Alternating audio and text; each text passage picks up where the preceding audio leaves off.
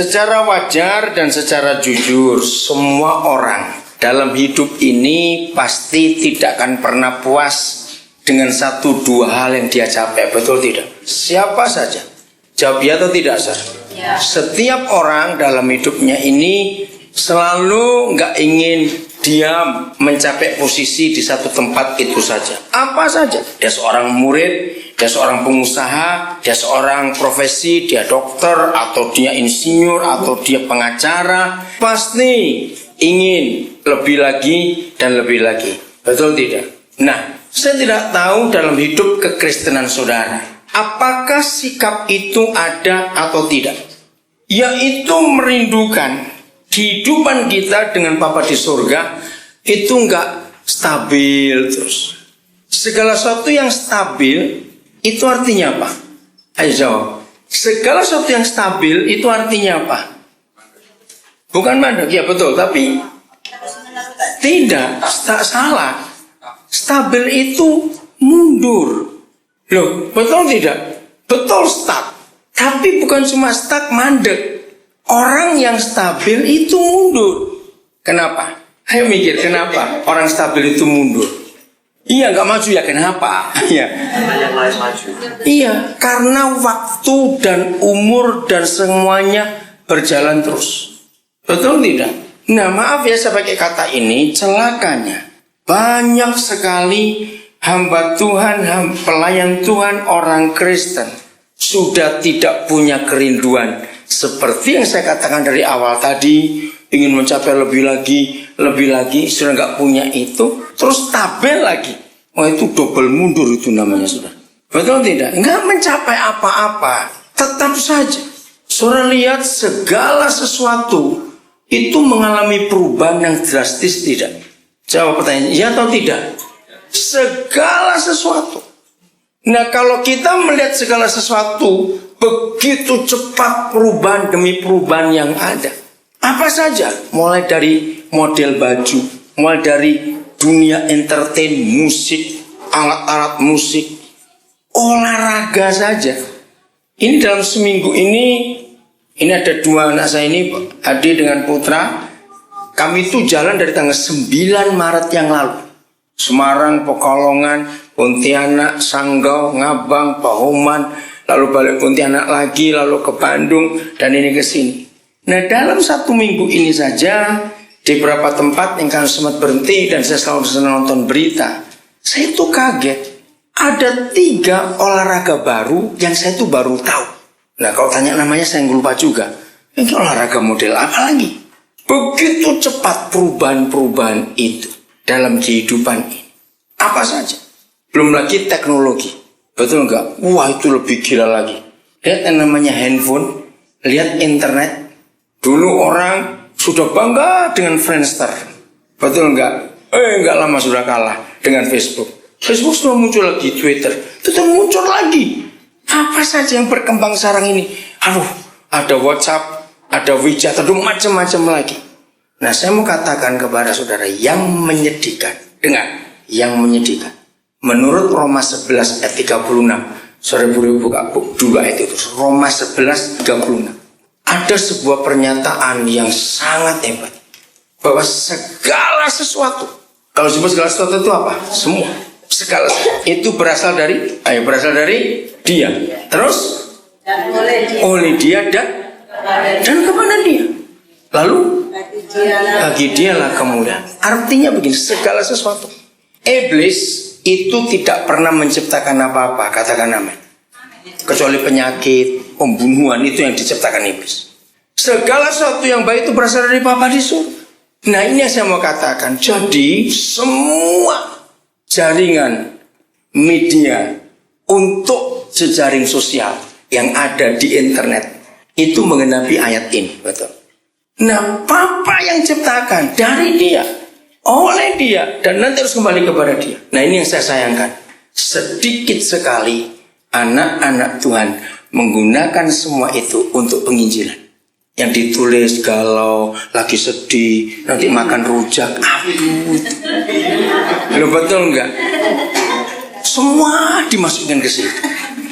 Nah padahal papa ciptakan itu untuk penginjilan, goblok. Tuh, saya dengar betul, saya ngelihat itu. Amin. Kenapa kita nggak pakai itu? Putus cinta, lagi di WC, ini apa-apa anak-anak. Lo betul nggak lihat itu semua? Ini apa-apa nih? Mana yang menggenapi ayat itu harus kembali kepada Dia semuanya. Jadi hikmat Tuhan diberikan kepada orang-orang itu untuk penginjilan, supaya jiwa-jiwa diselamatkan. Ayo gunakan itu supaya Injil segera sampai kemana-mana. Nah lihat, itu teknologi. Semuanya mengalami perubahan yang luar biasa, termasuk makanan. Betul nggak? Sekarang itu dengan istilah wisata kuliner, waduh sudahlah, muncul macam-macam.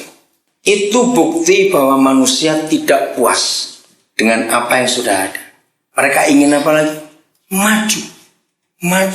Maka itu ingat, hanya stabil berarti mundur. Ingat, ayo kita jujur tanya pada diri kita sendiri. Kekristenan saudara, ya, saya berikan 3 waktu berbeda. 5 tahun yang lalu, 3 tahun yang lalu, dan tahun lalu. Ya, 5 tahun yang lalu, 3 tahun yang lalu, dan tahun lalu. Sampai hari ini, kita sudah hampir masuk April 2013. Cepat nggak waktu ini? Nah, dalam 3 waktu, 5 tahun, 3 tahun, dan tahun lalu, sampai hari ini. Jujur ya, dalam hati jawab. Jangan lewat mulut supaya nggak ketahuan bohongnya. Kalau kita ngomong lewat mulut bisa bohong, Tuhan yang tahu. Jujur, kemajuan kita, kemajuan saudara, itu sampai di mana? Lambat, cepat, atau stabil? Jujur. Dinilai apa? Gampang. Nilai dari 3 hal. Ya, dengar, nilai dari 3 hal. Nggak usah banyak-banyak. Tuhan nggak nilai misalnya gini, wah 5 tahun yang lalu, aku ini kalau berdoa cuma 3 jam sehari. Wah, 3 tahun yang lalu jadi 4 jam. Tahun yang lalu jadi 6 jam. Bukan itu. Nah tahun ini, wah 10 jam sehari. Oh, kapan kerja? Nah. Loh, betul tidak? Bukan. Papa tidak menilai dengan jam doa kita. Juga bukan dengan baca Alkitab. Kalau 5 tahun yang lalu, aku baru 4 pasal sehari. Tapi meningkat. 3 tahun lalu, aku sudah 8 pasal. Tahun yang lalu, aku sudah 10 pasal. Wih, tahun ini hebat. 15 pasal. Bukan itu. Papa akan menilai 3. Jujur. Kenapa? Karena ini kebenaran. 1. Ketaatan kita. Ya, perhatikan. Artinya, taat itu artinya begini. Ada 3 ukuran yang Papa selalu pakai dalam hidup kita. Ya, 1 itu ketaatan. Dengan 1 itu ketaatan kita. Bandingkan ketaatan kita 5 tahun yang lalu, 3 tahun yang lalu, tahun lalu, dan sekarang. Jangan tanya ketaatan dalam bentuk apa. Ya semuanya, pokoknya apapun perintah Tuhan. Dengan kata lain, ya, volume, ya, atau grafiknya itu, berbuat dosa kita itu berkurang atau bertambah. Itu bentuk ketaatan. Ya, cek semuanya. Dalam hal bohong, nipu kecil-kecil, ya enggak, istilahnya begitu. Ya, pokoknya ketaatan kita. Ya, sakit hati kita pada orang, gampang ngampuni atau tidak, itu bentuk ketaatan kita semua. Cek. Ini yang pertama harus jadi barometer atau ukuran kekristenan kita. Cek. Ketaatan kita bagaimana? Jujur ya. Seperti saudara tiap hari kan rajin ngitung duit, niat saldo, bukan? Loh ya atau tidak? Wajar, orang kerja kok. Nah seperti itu, saudara dan saya ngecek ketaatan kita dengan Papa. Pada 5 tahun yang lalu, 3 tahun yang lalu, tahun lalu dan hari. Nomor 2, ini penting. Jumlah waktu dan uang dan perhatian yang saudara gunakan untuk orang lain. Bagian ini paling gak enak. Orang pelit paling gak suka dengar ini. Nah, serius. Jumlah uang, waktu, dan perhatian. Catat. Yang saudara gunakan untuk orang lain. 5 tahun yang lalu, berapa banyak kalau saudara memberi? Saya betul-betul marah kalau gereja selalu berkata, ayo saudara, kita memberi untuk Tuhan. Itu salah, saudara. Salahnya besar. Tuhan itu nggak butuh duit kita, katakan amin. Sama sekali Tuhan enggak. Jadi jangan berkata aku memberikan untuk Tuhan. Tidak, dia nggak perlu uang kita sama sekali. Jadi apa? Untuk pekerjaan Tuhan pun itu masih samar, masih nggak jelas. Tapi yang betul adalah untuk penginjilan. Semua keuangan yang kita pakai untuk jiwa-jiwa itu bagaimana? Waktu kita, perhatian kita untuk orang-orang di sekitar kita bagaimana? Ini penting sekali. Sehingga jelas sekali. Ini nomor 2. Ceknya jujur 5 tahun yang lalu, 3 tahun yang lalu, tahun lalu, dan sekarang ini. Waktu, uang, dan perhatian kita. Memperhatikan orang lain bagaimana. Nomor 3. Yang selalu Papa ingin kita maju, enggak stabil, enggak tetap terus, tapi mengalami peningkatan. Bagaimana pengenalan kita kepada Dia? Pengenalan, ya. Orang yang belajar itu bisa kelihatan enggak kemajuan dia belajar? Dinilai dari apanya? Pengetahuannya, bukan? Tambah. Nah, begitu pula dengan orang yang bersahabat. Apa sih yang dinilai dari sebuah persahabatan? Pengenalannya. Kesetiaan gak akan ada kalau gak ada pengenalan. Bagaimana kita bisa setia kalau gak kenal orang yang kita mau setia? Persahabatan dinilai juga dari pengenalan. Nah, begitu pula suami istri. Nilai dari sebuah pernikahan bukan anaknya berapa, bukan. Sudah berapa tahun menikah, bukan. Nilai dari sebuah pernikahan adalah mereka saling kenal, tidak. Betul? Mengenal, saudara. Maka itu penilaian yang ketiga ini penting sekali karena dengan Papa makin kenal atau tidak. Nah, untuk menilai pengenalan itu makin kenal atau tidak itu gampang sekali. Depan lagi ada tempat. Pak Daniel tasnya bisa dipindah depan lagi. Bukan situ. Ngapain sembunyi panas itu?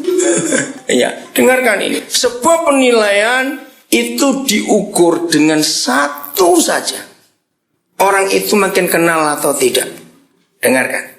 Suami istri ini seharusnya makin lama mereka menikah, seharusnya makin kenal atau makin tidak kenal? Wacalah kalau makin kenal, ya. Dengarkan ini. Semua kita jawabannya tahu. Makin lama pernikahan harus makin kenal. Jelas. Tapi ini yang seringkali kita salah. Jujur jawab. Maka kalau dua orang itu makin mengenal, ini penting. Pertengkaran, salah paham, salah ngerti, itu makin kurang atau makin tambah? Makin tambah. Wacalah kalau makin tambah. Betul tidak, saudara? Ini penting. Saya ulangi lagi. Kalau kita menikah, maka makin lama harusnya makin apa? Sering bertengkar atau kurang bertengkar? Seharusnya, loh, ada kata ini penting. Seharusnya. Faktanya, nah ini dia. Maka itu kan aneh. Faktanya, mengapa banyak rumah tangga pertengkarannya bertambah makin tahun? Nah, ini yang salah. Berarti orang dua itu makin tidak mengenal, makin rajin bertengkar. Nah, sama dengan Papa di surga. Berapa banyak orang Kristen masih salah paham dengan Tuhan, sering menyalahkan Tuhan, kecewa dengan Tuhan, ya atau tidak? Nah, berarti belum mengenal. Kalau makin lama kita berjalan dengan Tuhan, berarti kita makin kenal Dia. Nah, ini penting, saya ulangi. 1, kita nggak boleh stabil. Kita harus maju. Menilai dengan 3 waktu, 5 tahun yang lalu, 3 tahun yang lalu, tahun lalu, dengan sekarang. 1, apa tadi? Apa? Ketaatan kita. Tentang dosa kita berkurang atau tambah. Itu salah satu indikasinya. Kita tuh makin taat atau tidak taat. Nomor 2, dalam hal apa tadi? Memberi. Apa saja? Uang, waktu, dan perhatian untuk orang lain. Karena ini yang Tuhan mau ukur. Yang ketiga apa tadi? Pengenalan kita. Bertambah atau tidak? Makin dalam atau tidak? Saudara, kalau 3 hal ini dalam hidup Kristen kita lakukan baik-baik sungguh. Luar biasa. Hidup Kristen kita akan berdampak buat orang-orang di sekitar kita. Amin. Hidup Kristen kita akan makin bertambah. Saya akan baca satu ayat lebih dulu. Kejadian pasal yang ke-5. Kejadian pasal yang ke-5 ayat yang ke-20 mulai. Kita lihat. Jadi cek dalam kehidupan Kristen kita seperti apa tingkatan-tingkatannya itu sangat mempengaruhi pertumbuhan hidup kita kepada Dia. Kejadian pasal 5 ya mulai ayat yang ke-20. Maaf 22 saya sampai 24. Dan Henokh bagaimana hidupnya? Nah, ini bergaul. Ternyata 3 hal yang jadi penilaian utama papa kita terhadap kita itu hanya bisa tercapai kalau kita bergaul. Betul tidak? Kalau kita bergaul. Saya tanya dulu sebelum saya baca terus. Apa yang akan terjadi pada seseorang yang bergaul dengan seseorang? Ini kata penting. Ini pertanyaan penting. Akrab. Bukan. Saling mengenal, bukan. Apa? Nah, ini hampir betul karakter. Jawabannya ketularan. Loh, betul nggak? Itu gampang bukan? Loh, ketularan tidak? Pasti akan ketularan. Saudara, kata bergaul itu luar biasa. Nah, dari pasal 1 sampai pasal 5, ternyata kata kunci yang penting itu bergaul. Dan Henokh hidup bergaul dengan Tuhan selama berapa minggu? Loh, kalau minggu kalikan dong 52 kali 300 maksud saya begitu Oke, enggak usah dihitung. Bayangkan kalau seseorang bergaul dengan seseorang selama itu 300 tahun lagi, berarti lebih dari 300 tahun. Kira-kira nular enggak? Saya jawab nular tidak. Sangat. Enggak usah 300 tahun lagi. Siapa yang pernah memperhatikan anak-anak dari lahir selalu di rumah sampai usia sekolah baru keluar rumah dan punya teman. Perhatikan, belum sampai seminggu masuk sekolah sudah kulaan kata-kata aneh nggak pulang? Ngerti kata kulaan ini? Lo jawab iya atau tidak? Artinya cepat sekali nularnya ini. Berapa kali orang tua dibuat kaget? Hah? Siapa ngajari kamu ngomong begini? Lihat, itu anak-anak nggak sampai seminggu sudah mulai hidup di luar rumah dan punya pergaulan dengan teman-teman yang baru. Ketularan cepat sekali. Nah, ini kurang ajarnya kita manusia. Yang jelek dan yang negatif cepat nyantolnya. Iya atau tidak? Kalau yang bagus susah sekali. Dan itulah sifat dasar kita manusia. Oke, saya lanjutkan. Ini penting sekali konsep ini, saudara. Bahwa dalam pergaulan itu cepat menular. Katakan amin. Amin. Cepat menular. Maka itu kalau makin lama kita jadi Kristen, dengarkan baik-baik. Kalau saudara nggak ketularan Tuhan Yesus, orang Surabaya bilang nemen konrek. Terlalu betul itu. Loh, ya atau tidak?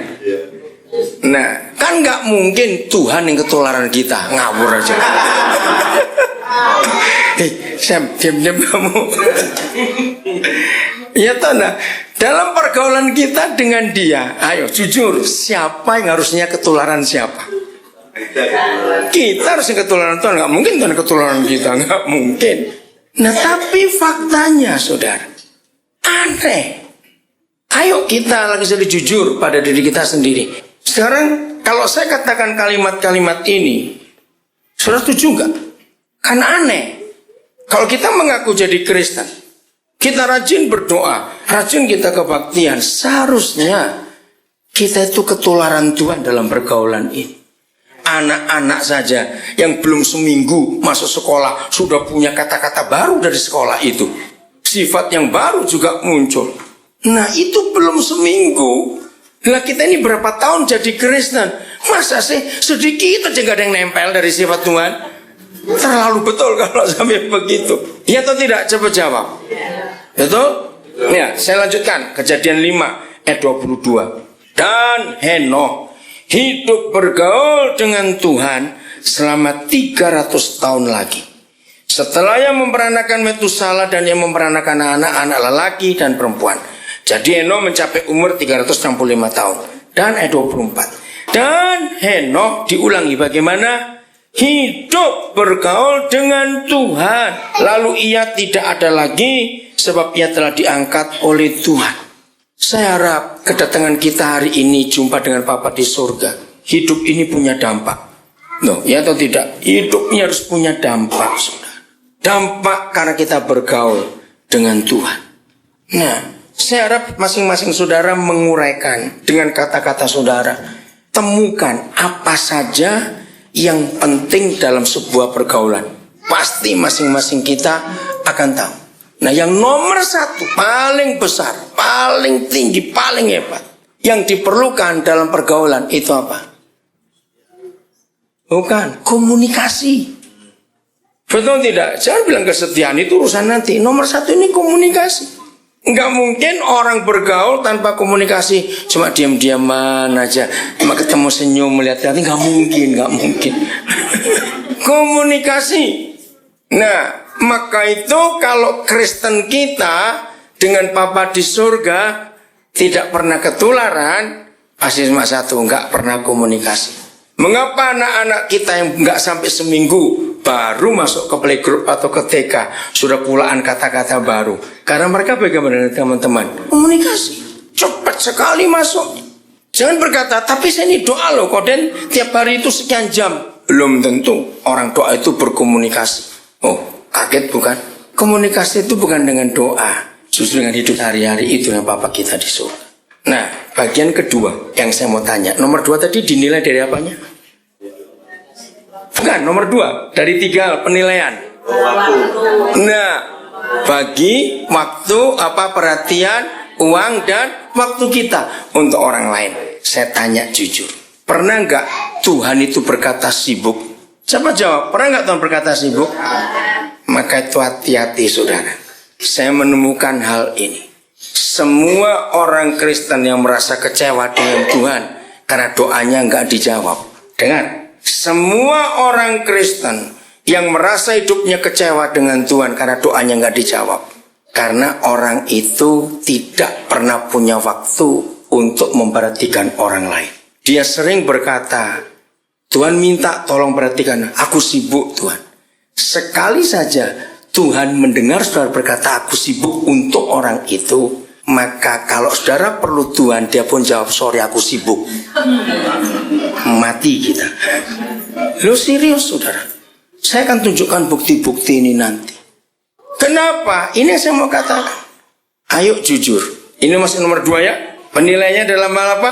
Memberi uang, membagikan uang, lalu waktu dan perhatian pada orang lain. Saya tanya jujur, menurut saudara, Tuhan itu pelit atau tidak?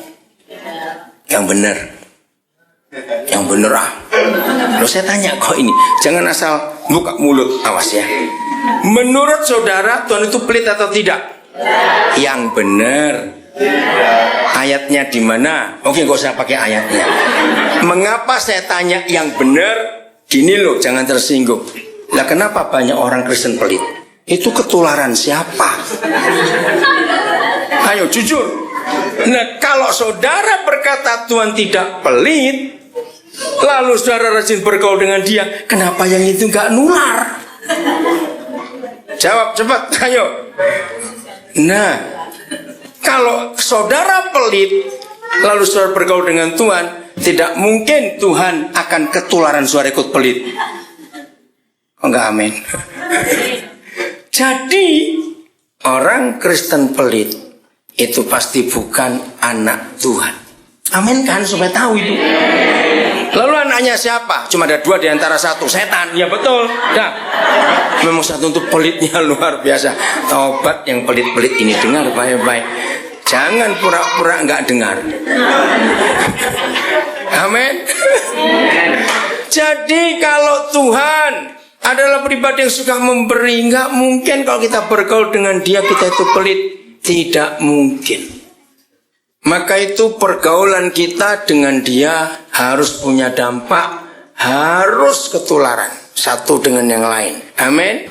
Nah, maka itu dalam hidup kita apa saja yang Yesus buat harus kita buat. Katakan amin. Apa saja.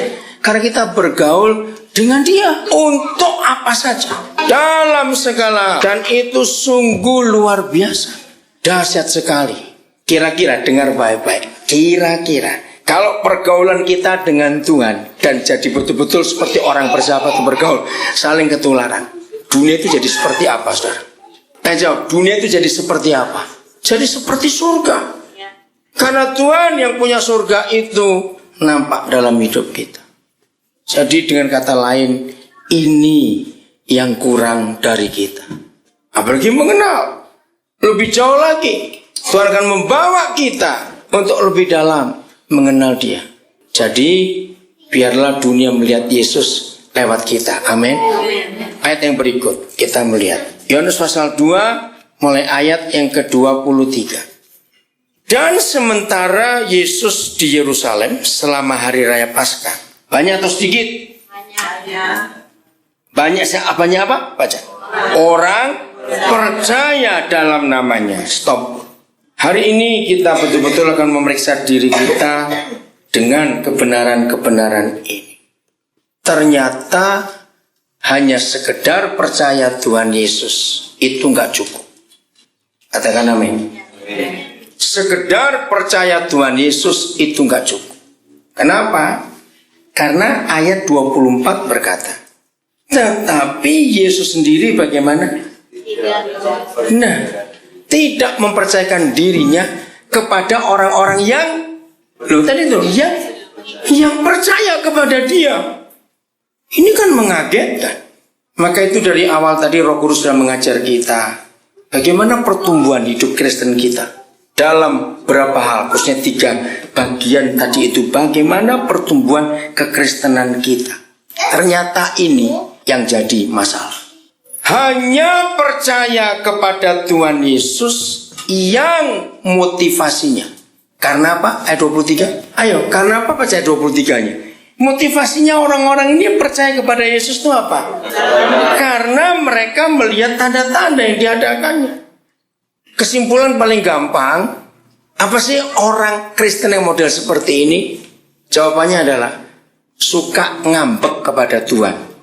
Orang Jawa bilang gondoan itu loh. Suka kecewa dengan Tuhan.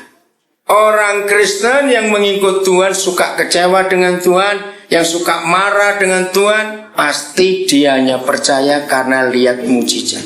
Katakan amin. Dan jangan itu ada di antara kita. Betul?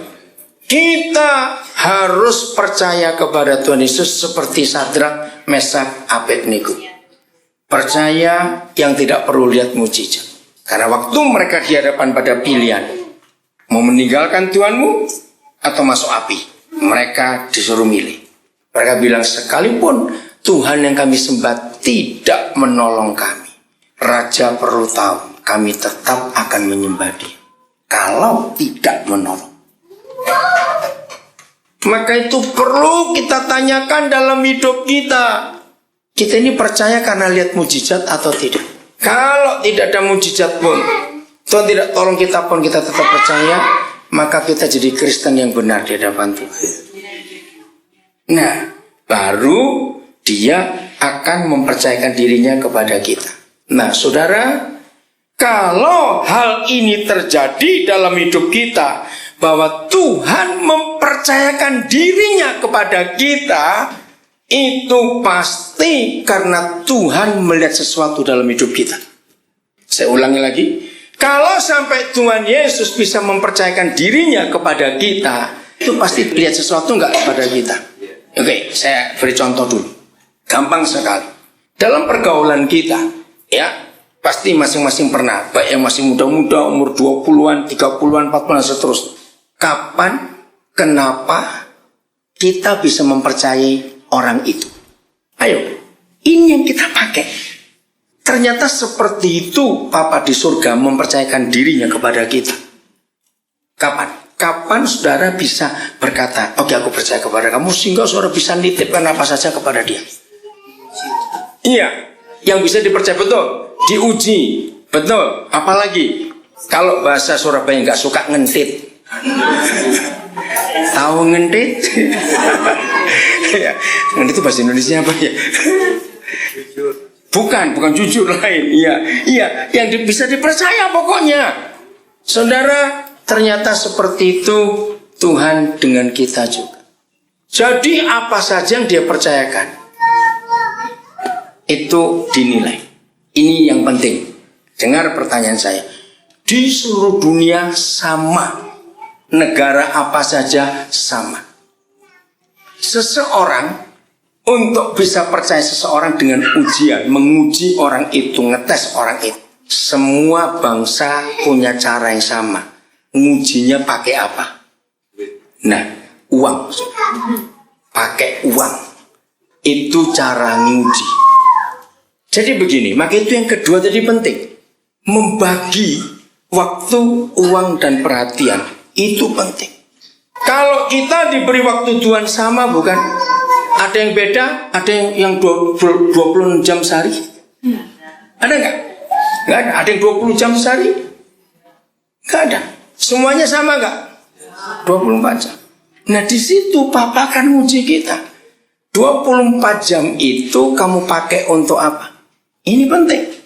Itu berkat yang dia beri. Kalau saudara, maaf jangan tersinggung, ini saya ngomong di kota-kota besar, orang kota besar. Kok lihat di sini sih hampir nggak ada lah. Ya serius. Ada orang hanya untuk ngurus wajah yang sekian sentimeter persegi. Ngerti kalimat itu? Itu bisa berjam-jam. Iya atau tidak? Jawab. Jangan bilang ada wajah 1 meter persegi. Wih, menakutkan. Bayangkan wajah yang cuma sekian sentimeter persegi bisa berjam-jam. Saya nggak iri, tapi aneh. Terus yang berikut, kuku cuma 20, kaki dan tangan. Itu perawatannya bisa berjam-jam dan mahalnya luar biasa. Masa nggak bisa gunting sendiri? Maaf jangan tersinggung yang punya medikur dan manikur. Jangan tersinggung, saya cuma ngomong ini, jangan tersinggung. Kenapa saya sebutkan ini? Seharusnya waktu 24 jam itu tetap kita bisa punya waktu untuk ngurus orang lain. Nah nggak amin deh tuh. Nggak dengar? Saya ulang lagi baik-baik. Jadi waktu 24 jam yang Tuhan berikan kepada kita, kita tetap bisa manage untuk kita bisa ngurus orang lain.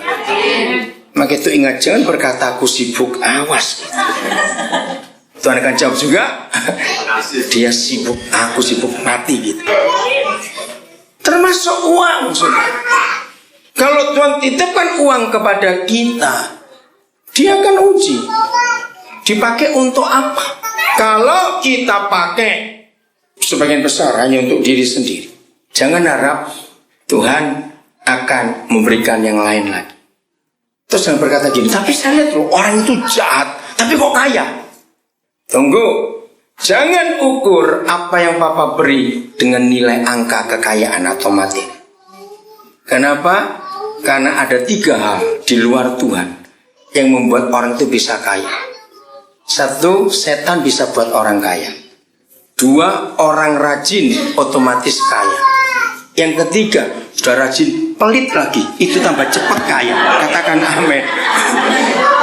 Lu serius, saudara? Nah, orang yang kaya seperti itu nggak usah Tuhan.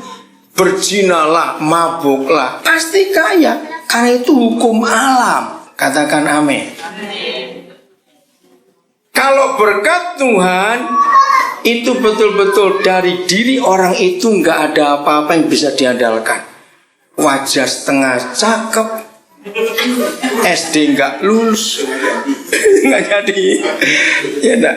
SD nggak lulus, modal utang lagi. Tempat usaha dari jalan Sesetan masuk lagi ke kiri 400 meter, belok kiri, motor nggak bisa masuk, terus misalnya begitu ya. Tapi orang datang ke situ, ngerti nggak? Nah itu berkat Tuhan. Tahu bedanya? Jadi jangan ukur dengan kekayaan. Orang itu jahat, berzina terus, wah hidupnya macam-macam. Orang jual beli narkoba kalau nggak ketangkap, kaya nggak? Ya sudah. Maka itu jangan mikir Tuhan bisa memberi kaya saja. Tidak. Dunia ini bisa, setan ini bisa. Maka itu kita harus menjaga konsep ini.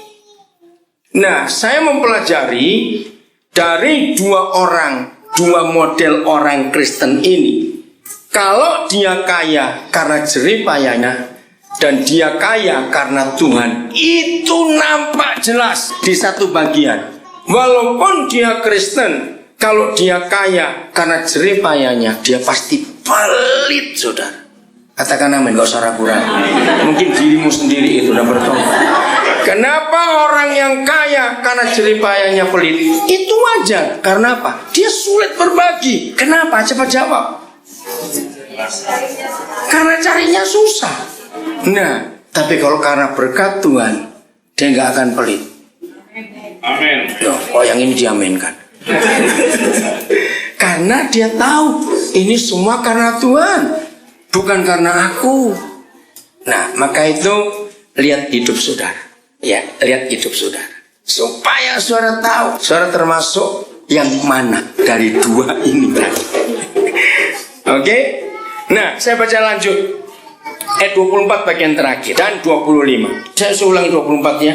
Tetapi Yesus sendiri tidak mempercayakan dirinya kepada mereka karena apa? Ia mengenal mereka semua. Dan karena apa? Tidak perlu seorang pun memberi kesaksian atau cerita kepada Tuhan Yesus tentang orang itu, sebab ia tahu apa yang ada di dalam hati manusia. Pertama kali Roh Kudus mewahyukan saya ayat ini, saya kaget. Dengarkan. Kalau saudara baca pelan-pelan ayat ini, maka artinya begini. Sebetulnya kita tuh nggak perlu mendoakan orang lain. Renungkan. Sebetulnya kita tuh nggak perlu mendoakan orang lain, iya atau tidak? Loh, cepat, iya atau tidak? Kenapa nggak perlu setelah kita baca ayat ini? Nah, ngapain kita ngajari Tuhan? Tuhan tolong dia loh Tuhan, kasihan sekali Tuhan, tolong sembuhkan dia Tuhan. Maaf, itu ternyata itu cuma ada dalam agama. Di dalam Yesus nggak perlu. Sebab masing-masing kita urusannya dengan Tuhan sendiri. Dia tidak perlu orang lain memberitahu tentang kita kepada dia. Katakan amin. Enggak perlu. Maka itu semua tergantung bagaimana hidup kita dengan dia. Katakan amin. Lewat ujian demi ujian, dia akan menilai siapa kita. Maka itu kalau ada di antara saudara yang hari-hari ini capek hanya mikiri duit, ngapain duit dipikiri? Serius loh saudara. Kalau saudara kerja nggak bisa menikmati, selalu khawatir, was-was, kurang semuanya, saudara, engkau salah. Karena yang dari Bapa di surga itu tidak pernah menjadi beban. Kok nggak amin? Nggak pernah jadi beban. Karena ringan bebannya, Yesus berkata. Oke? Jadi jangan nyuruh Tuhan berbuat sesuatu atas orang itu, karena Tuhan kenal kita semua. Dan tidak perlu ada orang memberitahukan tentang orang lain kepada Tuhan. Itu semua urusan kita, mau jujur atau tidak kepada Tuhan, itu urusan kita dengan dia. Jadi ini penting sekali supaya kita makin kenal dia. Oke? Lukas pasal 7 ada kisah yang luar biasa. Ini kisah yang sangat hebat. Lukas 7 ayat 1. Kisah tentang apa? Ayo. Iya, bukan perwiranya yang penting, siapanya? Nah, hamba perwira itu disembuhkan oleh Tuhan Yesus. Yang sudah pernah baca akan tahu. Yang belum nanti baca di rumah ya. Nah, perwira ini orang Yahudi atau bukan? Ayo, perwira ini orang Yahudi bukan? Bukan. Karena dia penjajah. Waktu itu Israel dijajah Romawi. Berarti perwira ini orang Romawi. Dia berpangkat tinggi karena penguasa daerah itu. Dia jenderal. Punya budak. Bukan hamba, punya budak. Nah biasanya kalau dia penjajah punya budak, budaknya yang dijajah itu sebangsa. Ayo, budaknya, yang jadi budaknya itu siapa? Sebangsa atau yang dijajah? Yang dijajah, berarti budaknya orang Israel. Sakit keras, hampir mati. Ini yang luar biasa. Saya tanya kepada saudara, bisa nggak sih perwira ini cuma ngasih duit terus dia suruh pulang, terus dia cari lagi ganti budak, bisa tidak? Bisa. Dia punya kuasa, dia punya otoritas. Nah ini loh yang Bapa di surga ingin atas kehidupan kita. Karena banyak orang yang nggak punya Bapa seperti kita. Renungkan ini. Maka kita yang harus jadi perwakilan Papa di dunia untuk mereka. Di antara yang hadir, keluarga Pak Yongki, Pak Bambang, lalu Pak Dodi juga, lalu Semi, saya ini kenal satu orang yang saya mau sebut. Maksi juga kenal Pak Edu, Eliezer Edu. Saudara, suatu hari dia mengatakan kalimat itu. Dan kalimat itu saya tulis di status saya. Ternyata jauh lebih baik dan lebih berguna kalau kita itu menjadi jawaban doa buat orang lain daripada kita memaksa Tuhan menjawab doa kita. Besar dalam nggak arti kata itu? Saya ulang. Ternyata jauh lebih baik menjadi jawaban doa buat orang lain daripada kita memaksa Tuhan untuk menjawab doa kita. Perwira ini menjadi jawaban doa untuk budak itu. Dia mau sibuk mencarikan Yesus. Dia mau sibuk. Jujur, jangan tersinggung. Mungkin orangnya nggak ada di sini, kalau ada yang bertobat gitu aja. Berapa banyak saudara kenal majikan-majikan Kristen yang punya pembantu sakit? Nggak usah sakit keras hampir mati. Oke, saya tanya dulu. Kira-kira menurut saudara, kalau di ayat ini ditulis sakit keras hampir mati, sakitnya apa kira-kira? Sakit apa? Ya nemen apa? Sakit apa? Sebut aja kira-kira apa itu, ayo. Kanker. Ya mungkin hepatitis, mungkin tipes, akut, pokoknya berbahaya. Maaf. Berapa banyak saudara kenal majikan Kristen yang aktif melayani, aktif ke gereja dan punya pembantu sakit, tapi berbuat seperti perwira ini? Banyak atau sedikit? Nggak ada. Oh betul, ada yang berani. Setuju Pak Bambang, nggak ada. Ya, maaf, saya pernah menemukan waktu nginep satu rumah orang kaya. Pagi-pagi mereka ribut. Saya tanya kenapa? Nah karena babysitternya ketahuan panuan di daerah leher, disuruh pulang karena takut ketularan bayinya itu tadi. Kayaknya tuh baru panu loh saudara. Ini orang Kristen. Memang logikanya betul, supaya anaknya nggak ketularan panunya itu tadi. Mereka ributnya harus mendadak, harus gimana? Cari babysitter baru kan nggak mudah. Nah saya berkata kepada mereka, saya bacakan ayat ini pada keluarga itu. Dengarkan ini. Saya berkata kepada mereka, seharusnya ya udahlah, jangan megang anakmu dulu, betul tidak? Obatkan dia, toh cuma panu saja. Apa susahnya? Jangan suruh pulang, kasihan. Ngerti nggak ini? Maka itu saudara, apa yang terjadi dalam hidup saudara? Maaf ya, saya cuma cerita. Ini kemuliaan bagi Tuhan. Karena ada dua saksinya, mumpung ada dua saksinya, Pak Adi dan putra ini, dua anak saya yang didengar. Tanggal 9 yang lalu, saya masih di Manado. Jam 11 saya pemberkatan nikah anak saya. Dia orang Ternate, menikah di Manado. Pesawat saya jam 4 ke Jakarta lalu Semarang. Karena minggu pagi jam 6 saya pelayanan di Pekalongan. Saya tiba duluan jam 2 di bandara. Setelah saya pemberkatan berangkat. Nah saya belum check in karena saya nunggu seseorang. Nah jadi saya belum masuk, masih di luar bandara itu. Waktu saya di luar bandara itu, tahu saya ditunjukkan Roh Kudus seorang anak muda yang jadi tukang sapu bandara. Roh Kudus gerakkan saya. Tapi karena dia masih kerja, jadi saya mau ganggu. Tapi saya terus, mata saya ngikuti dia bergerak kemana. Kalau dia menjauh, saya akan panggil. Nah, ternyata dia masih di sekitar situ. Lalu teman saya ini datang. Nah, sambil dia ngomong dengan saya, mata saya itu nggak konsentrasi ke dia, tapi ke tukang sapu itu. Lama-lama juga rasa curiga juga. Kok dia ini ngomong liatin siapa? Sebenarnya tukang sapu itu. Yaudah kamu tahu, sebentar ya saya lari. Saudara, karena tas saya tinggal, maka saya minta dia catat nomor telepon saya. Saya bilang, Namamu siapa? Saya nggak kenal kamu. Tolong catat nomor HP saya.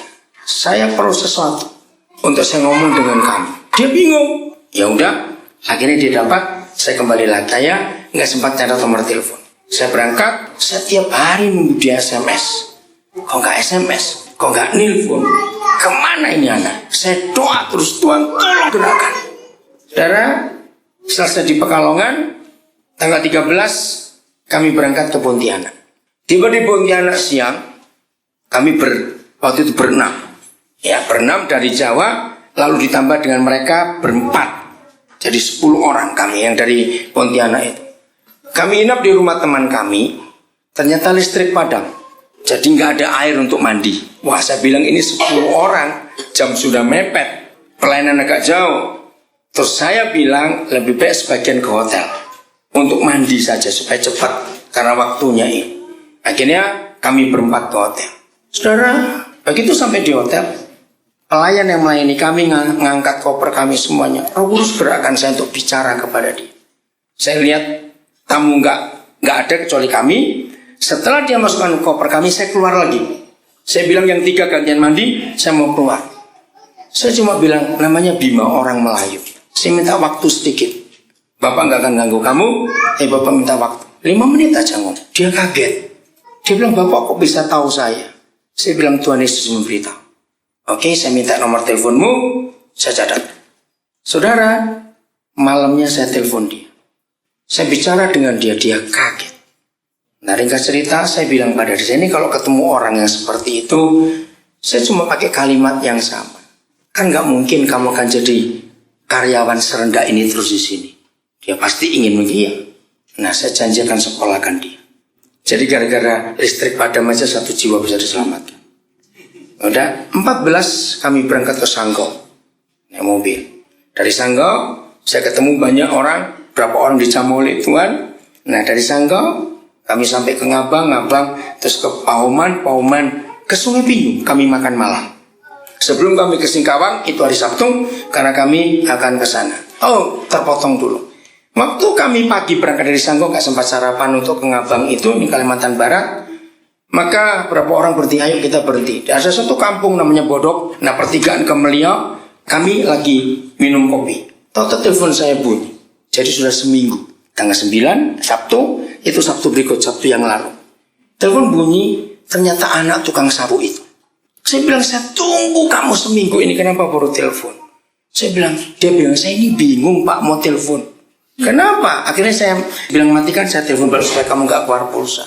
Karena selama saya jadi tukang sapu, gak ada yang nanyain saya. Saudara, ngomong-ngomong, ternyata betul yang Tuhan katakan. Dia gak punya papa. Dalam telepon itu dia menangis, saya bilang, saya mau jadi papa. Dia lulus SMA 2011. Kamu mau kuliah, karena Roh Kudus sudah memberitahu di hati saya, dia harus masuk geografi. Tapi saya belum ngomong. Cita-citamu apa? Saya bilang kata yang sama, kan gak mungkin kamu jadi tukang sapu terus. Masih muda anaknya, berumur 19 tahun. Ya gak mungkin Pak, oke. Bapak akan sekolahkan kamu. Yang betul Pak, benar. Tapi saya ini IPS, gak apa-apa. Saya ngomong, lalu jurusan apa Pak? Kalau boleh Bapak ngomong, kamu ambil geografi. Dia kaget. Bapak kok tahu? Saya tuh dari SMA senang dengan geografi. Saudara, saya bilang dia sebentar ya. Setelah saya ngomong ini, Bapak akan telepon ke Unima di Tondano. Itu Universitas Negeri Manado dulu IGIP. Saya kenal beberapa dosen. Saya tanya, untuk tahun ini geografi masih bisa. Saya bilang ini nomor telepon anak ini di Manado, tolong hubungi. Tolong bantu semua pendaftaran, semua berapa biayanya bicara, saya akan bayar. Dia kaget sudah. Udah. Kami jalan, seminar hamba Tuhan di Ngabang jam 8 pagi, jam 10 pagi, jam 2 siang seminar di kampung lain lagi, Pauman, sampai setengah 5 sore, kami jalan lagi 2 mobil itu kami. Sampai ke Sungai Pinyu kami makan malam. Selesai makan malam, saya mau naik mobil bayar parkir. Tahu Roh Kudus bicara kepada saya tentang tukang parkirnya itu. Namanya Aris, anak Melayu juga. Minta nomor telepon Muris. Nanti Bapak akan telepon, jam berapa kamu selesai kerja? Jam 9. Baik, waktu itu setengah 8. Tiba di Singkawang setengah 10. Waduh, dari pagi jam 6. Waduh, badan so kotor semuanya. Mami mandi. Nah, jam setengah 11 saya telepon dia. Dia kaget. Saya ngomong-ngomong, dia Islam. Saya ceritakan tentang Tuhan Yesus kasihnya. Riz, kamu kan gak mungkin seumur hidup jadi tukang parkir. Ya gak mungkin Pak. Apalagi saya cuma dapat jatah 3 hari dalam seminggu. Dan tiap kerja itu cuma 4 jam. Karena itu lahan orang lain yang baik kepada saya. Saya tanya, dapat berapa satu kali kerja? Paling dikit 30.000, paling banyak itu 45.000 dalam semalam itu. Ya udah, ngomong-ngomong, Riz, kamu harus maju. Kamu punya cita-cita apa? Saya berikan dia 3 pilihan. Kamu mau usaha, atau kamu mau kursus, atau kamu mau kuliah. Saudara, saya tantang dia. Saya ajak ngomong arti hidup itu seperti apa. Kaget. Minggu siang setelah kebaktian pertama, saya janji telepon dia, saya telepon. Nah yang dia heran, Pak, saya itu hampir 2 tahun jadi tukang parkir di situ. Nggak ada orang yang tanya saya kecuali Bapak. Bapak mengharukan itu. Akhirnya dia ambil putusan yang ketiga. Dia mau kuliah di UT. Saya bilang, daftar di mana? Di Mempawah, itu kabupatennya baik. Kamu cepat daftar, Bapak akan biayai kamu. Saudara, ingat, Tuhan tidak pelit. Enggak amin. Saudara yang pelit berarti gitu aja. Kalau saudara enggak amin berarti saudara yang pelit, ketahuan kalau gitu. Saya selalu ingin berbagi dengan orang. Selalu. Nah, kebaktian minggu pagi itu luar biasa. Di gereja Singkawang. Kan biasanya kalau hamba Tuhan masuk kan di jalur tengah, bukan? Itu ada 3 baris. Toto Roh Kudus itu ngomong, kamu ambil paling kiri. Saya tahu dah kalau Papa memerintah itu pasti ada seseorang. Ambil paling kiri, itu gereja besar. Dari belakang kiri saya sudah tanya, Bapak yang mana harus saya perhatikan? Yang baju kotak-kotak, baris nomor 2 dari depan. Oh ya, sambil jalan ini saya tanya, kenapa dia? Dia itu sakit hati dan membunuh bapaknya karena dia anak istri kedua. Jelas Rogus bilang, dia itu anak istri kedua. Oh ya, begitu saya lewat, saya lihat anaknya. Nah selama saya khotbah saya lihat dia karena sudah di depan. Rogus tambahkan 2 hal lagi. Apa yang terjadi dengan dia? Selesai kebaktian, saya panggil gembalanya. Siapa nama anak itu? Dia kaget. Loh, Koden tahu? Enggak, kenal aja enggak. Koden diberitahu Tuhan apa? Pendetanya kenal saya. Dia bilang, salah satunya adalah dia itu sakit hati sama Bapak. Betul. Beberapa hari yang lalu dia ikut satu acara. Saya kaget waktu dia bicara. Dia belum Kristen, karena belum dibaptis. Ya dari agama lain. Dia bilang, saya mau bunuh bapak saya karena dia kecewa. Nah ketika saya sampaikan 3 kali itu dia kaget. Itu masih di dalam gereja. Saya bilang, jangan nangis di sini. Dia menangis. Saya bawa dia ke satu ruangan. Saudara, kenapa saya cerita ini kepada saudara? Karena ini yang Tuhan ingin. Maka itu selama saudara hidup, bukan jam berdoa, bukan berapa pasal ayat yang saudara baca, bukan. Tapi apa yang saudara buat untuk orang-orang lain. Kalau saya simpulkan dari kata-kata ini, seberapa besar saudara ketularan Tuhan, ngerti kata itu? Seberapa besar saudara ketularan Tuhan? Jelas ya kata-kata itu. Itu yang jadi pertanyaan kita. Perwira ini berjuang habis-habisan untuk budaknya yang mau mati.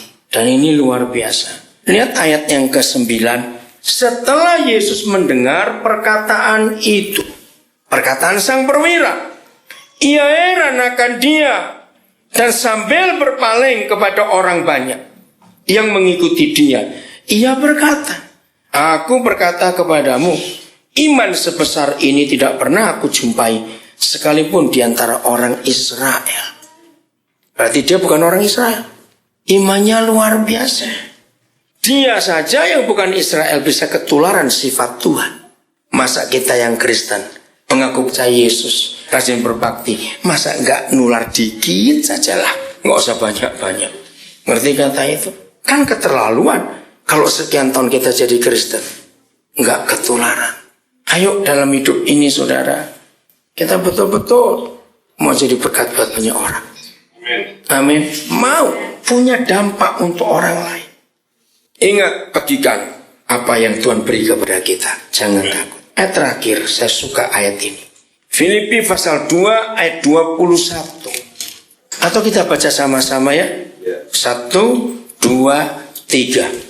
Sebab semuanya mencari kepentingan sendiri, bukan? Nggak usah diuraikan, bukan? Ngerti toh? Kok tertawa? Gampang sekali.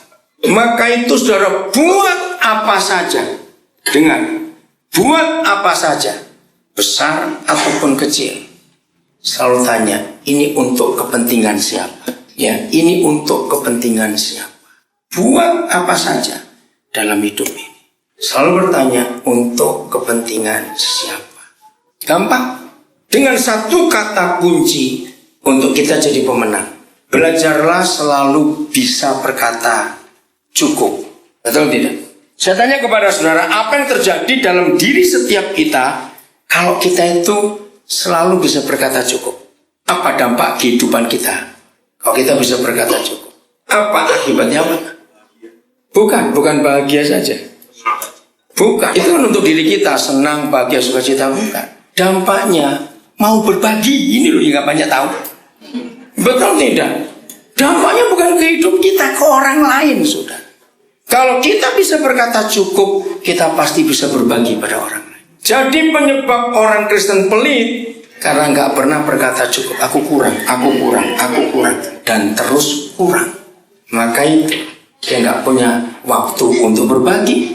Nggak cukup Tuhan untuk merawat wajah 4 jam, kuku 2 jam, apalagi sekian jam, ya habis. Begitu pula uang. Kalau kita nggak pernah berkata cukup, kita nggak akan pernah berbagi. Begitu pula perhatian. Kalau kita cuma nuntut orang perhatikan kita, nggak akan. Maka itu penting sekali dalam kehidupan kita ini. Yesus kita perkenalkan dengan cara kita bergaul dengan Dia. Apa tadi? Untuk bergaul cuma ada satu hal, komunikasi. Jangan lupa komunikasi, terus komunikasikan dengan Dia. Nanti hasilnya akan luar biasa. Amin. Hasilnya akan luar biasa.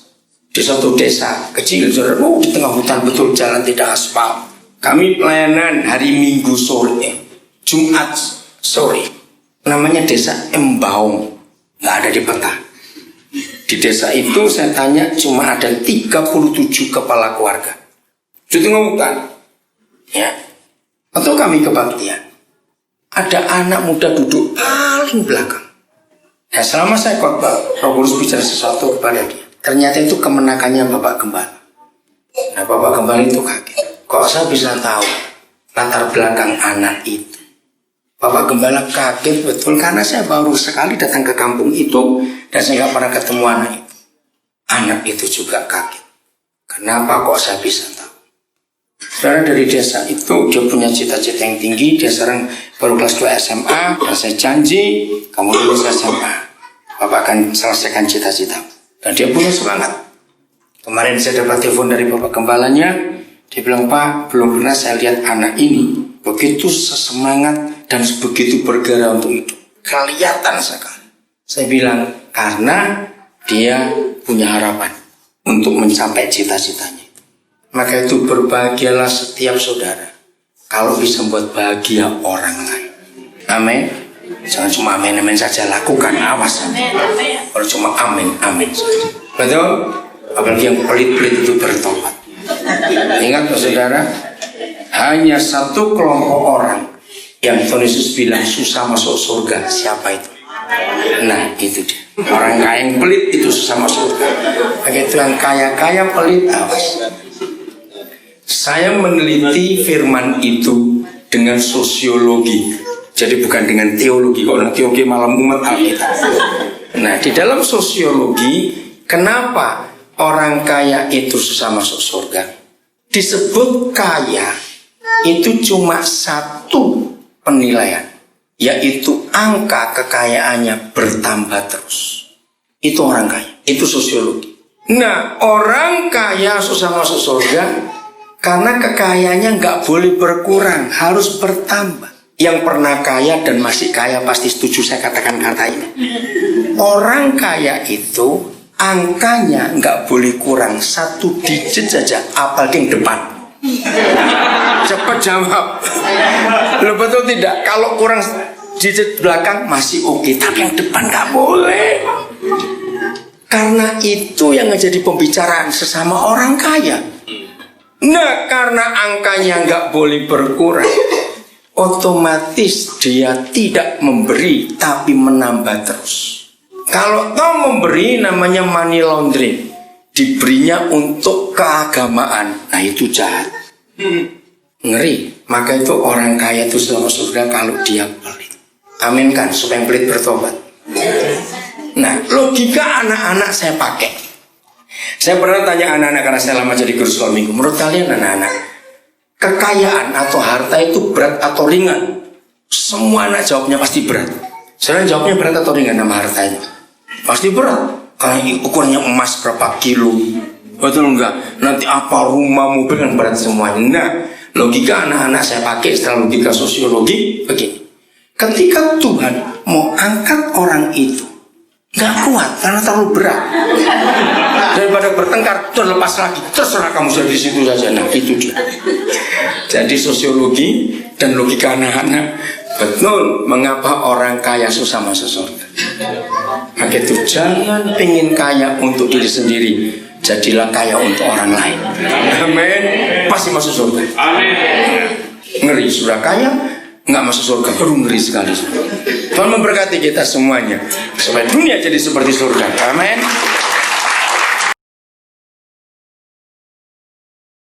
Secara wajar dan secara jujur.